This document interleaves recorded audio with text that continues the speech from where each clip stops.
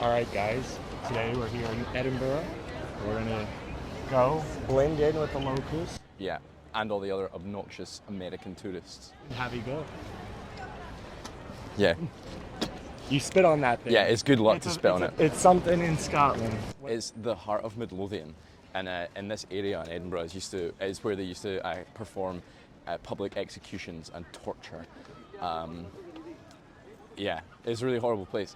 But the heart of Midlothian is like a symbol on the ground. You're supposed to spit on it and it brings you good luck.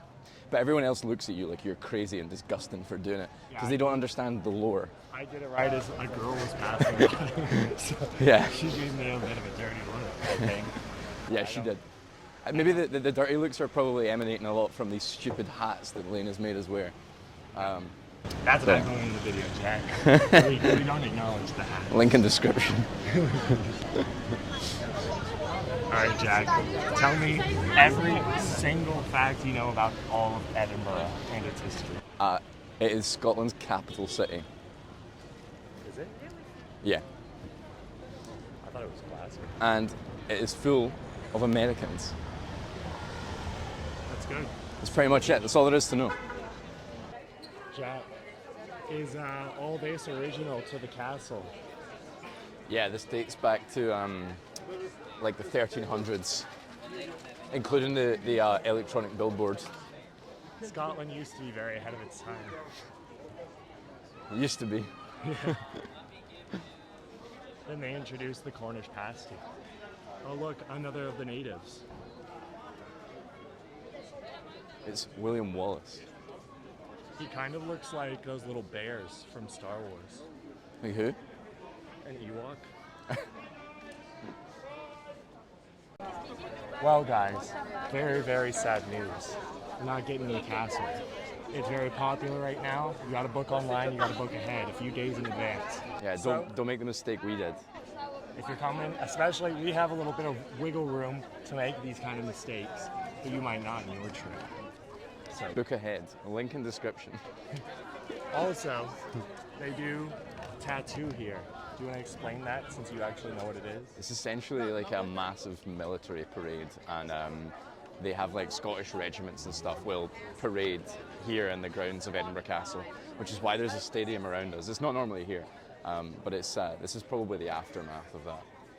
But it's a big military parade. I think they get like military units from other nations and stuff as well to come and, I don't know, show what they can do.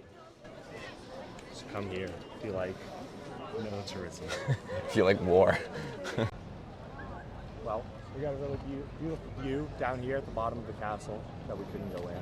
I got myself some butterscotch ice cream made from the scotch. Delicious. All right. Directly behind me is Rockstar North, the creators of Red Dead Redemption and the what is it? Grand Theft Auto. Grand Theft Auto series, yeah. Yeah. Grand Theft Auto's great games. I used to play them a lot as a kid. I'm sure everybody does. Yeah. Like them? Yeah, I love them. I love GTA 5, which was made entirely at Rockstar North, because they have offices all around the world, but GTA 5 was well, their biggest game, but yeah, it was made in Edinburgh. Well, we're gonna keep moving along. Ah shit, here we go again. So, lads and lasses, directly behind us is the Scottish Parliament building, where they devolved the powers that originally were here in Scotland, taken away by the evil English, and have been graciously gifted back by the English also. So Great. graciously. I mean, they let the Scottish people vote on it, and they voted to have the power here. I don't know why literally anybody would not. Yeah, it was like an overwhelming majority of people that voted. It was like, I want to say like 80% in favour of returning the Parliament. I'm in favour of it, just like states' rights. So tell me, tell me about the building. Yeah, it's very odd. It was designed and supposed to be kind of new and a reflection on kind of modern society, and it's something that it's steeped in a lot of symbolism, and they want it to be transparent and open for the public to see what their representatives are doing. So Lane thinks it's ugly. I don't know if I'd say that, but it's unusual. It's I'm trying unusual. to be positive, so I wasn't going to mention how this is the worst looking thing in all of Edinburgh and maybe Scotland. We have great scenery. Yeah, it is in a really beautiful place where nature helps a lot. Yeah. And directly behind us is Holyrood House, right? Yeah, so that directly behind us, next to the Scottish Parliament, is the official residence of, well, now the King of the UK, United Kingdom, Charles II. Third. Charles III. Yeah. You should know about the Stuarts. Yeah. Well, they're long gone, but No, they're not. We Jacobites. not in our hearts, at least. Yeah. Yeah. His name is Jack, and that is because his family are Jacobites, and they will rise. The Stuarts will rise again. I don't know about that. We'll see. Praise hail, praise Mother Mary. We'll wear these hats into battle.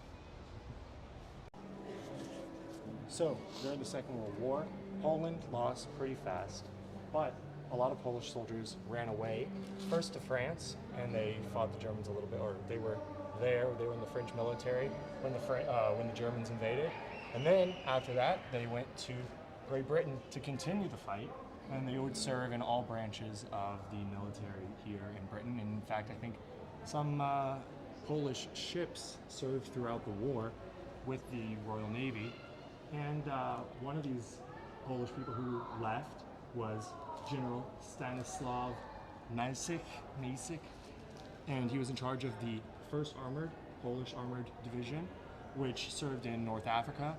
And then I could be wrong on this one, but I think they went to Italy and then France. And Polish troops served in a lot of the worst fighting in Italy.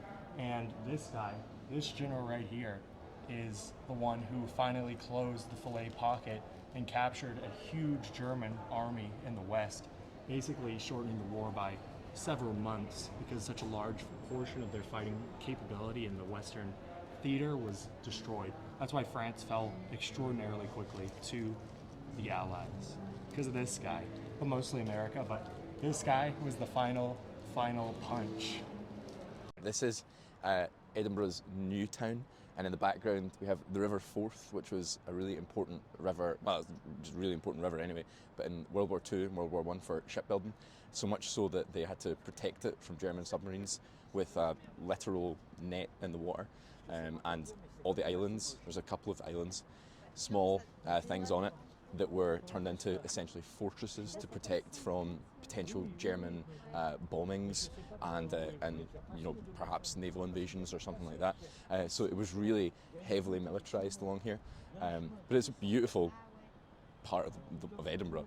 And then from here on Calton Hill, where we are, you have a 360 view basically of Edinburgh's new town, which is primarily Georgian, Edwardian, Victorian architecture. You have a recently opened hotel that looks like a poo, and the old town where the castle is, which is primarily medieval and is obviously the oldest part of Edinburgh and the nicest by far, but it's still in the new town as well. It's still generally a gorgeous city, really well preserved. Well guys, I'm going to say this. I think personally I find Edinburgh to be the most attractive European city I've been to so far. High praise. Physically. So, other than the Capitol building, which is a disgrace on the city, everything else is really, really perfect. Literally perfect. And I'll say that. I'll leave that at that, and let's go to do something ignorant somewhere else. Scotland forever!